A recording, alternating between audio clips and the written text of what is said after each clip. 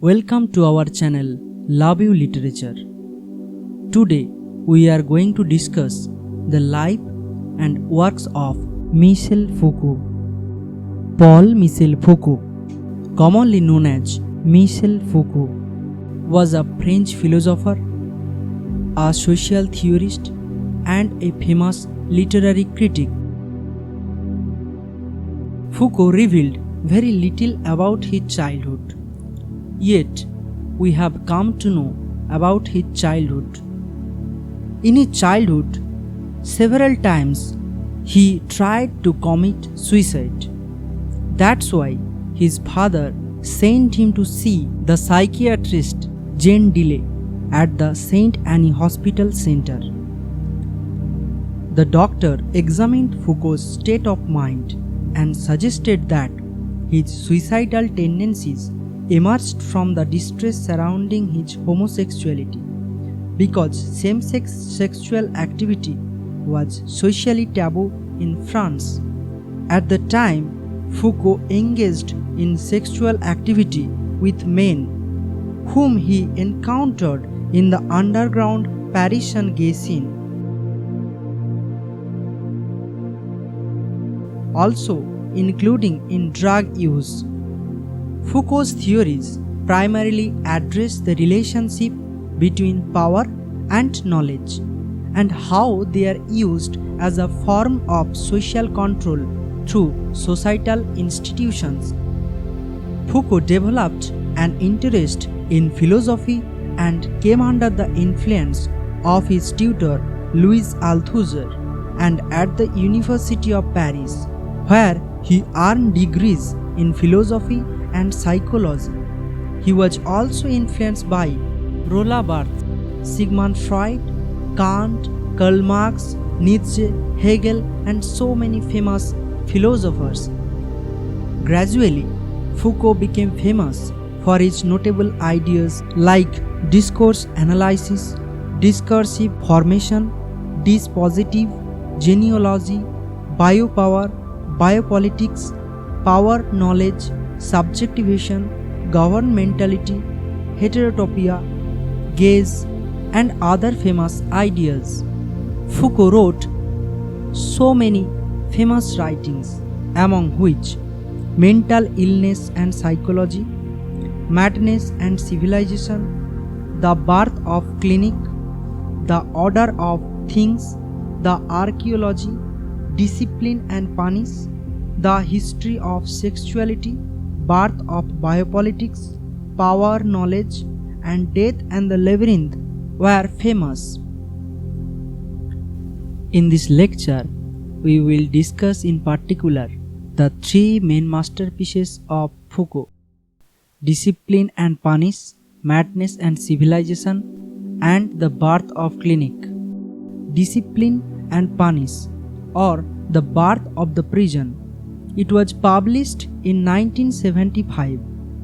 It is an analysis of the social and theoretical mechanisms behind the changes that occurred in Western penal system during the modern age, based on historical documents from France. In that book, Foucault argues that prison did not become the principal form of punishment just because of the humanitarian concern of reformists. He traces the cultural shifts that led to the predominance of prison via the body and power.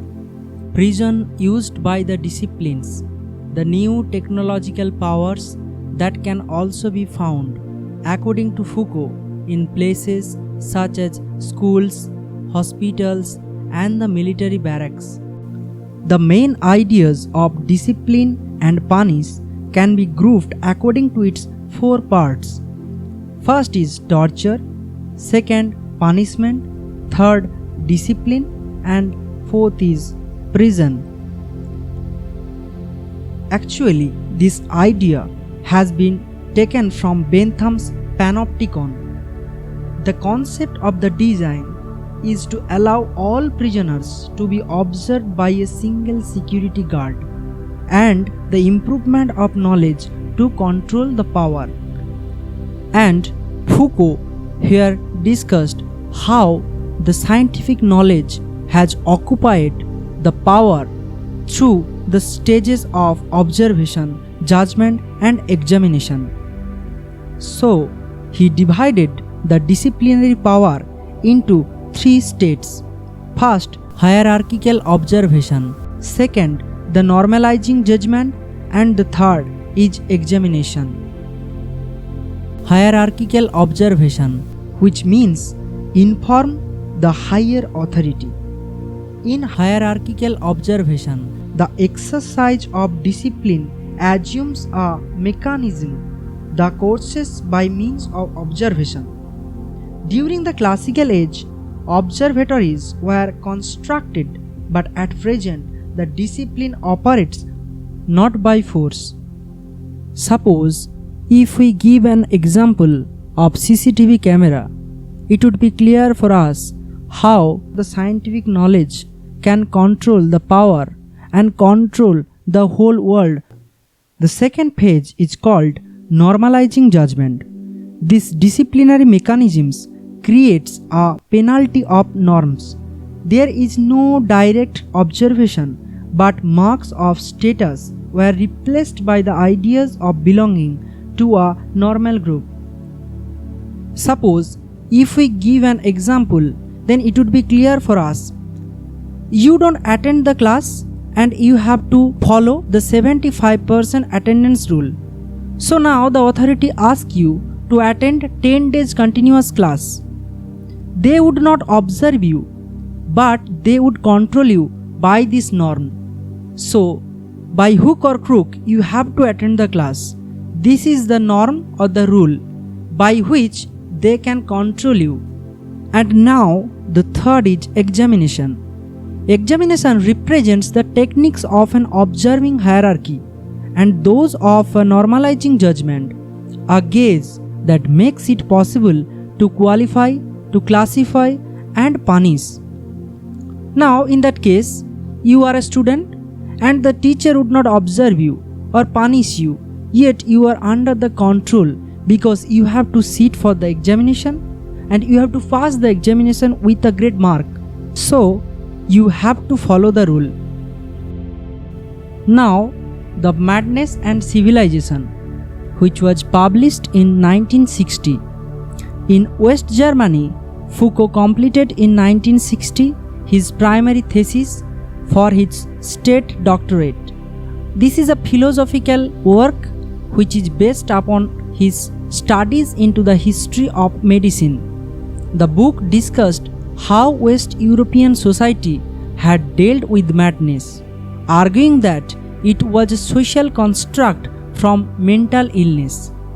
Foucault traces the evolution of the concept of madness through three phases. The first phase is the Renaissance, which takes place in 15th or 16th century. Second, the Classical Age, that takes place in 17th and 18th century. And the last one, the Modern Experience, which takes place in 19th and 20th century. The Renaissance. Renaissance represents the madness is the result of madness.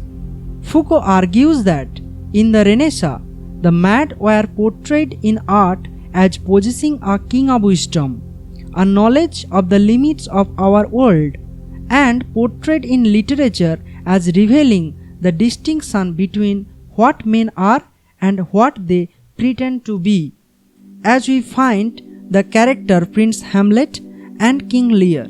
And this is the result of their madness through which the phase of Renaissance has been explored. Now, the second phase, the Classical Age, or the Age of Reason. Madness is considered in that stage as utter neglect, a matter of hatred or anxiety. We find the foundation of mental hospital or asylum.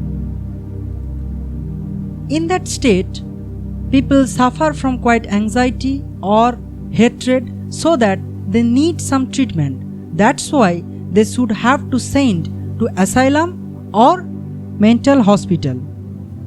The third stage is called the modern experience. in which we may give example of Sigmund Freud and his psychological experience. The madness is the matter of tension and the headache, and Sigmund Freud very excellently expressed his scientific study of madness and therapeutic treatment through which we may get rid of this psychological trauma. Now we would discuss the birth of clinic or the archaeology of medical perception. It was published in 1963 and developing the themes explored in his previous work Madness and Civilization.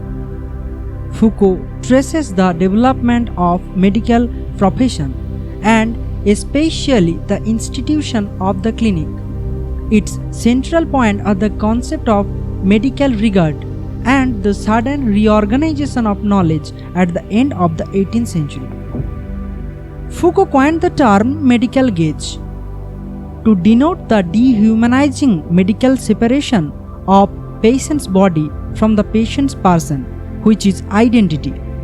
He uses the term in a genealogy describing the creations of a field of knowledge of the body, the material and intellectual structures that made possible the analysis of the body were mixed with power interest in entering the field of knowledge. The human body also entered the field of power, becoming a possible target of manipulation. In our second lecture, we would cover power knowledge, biopower, biopolitics, episteme, governmentality. Thank you.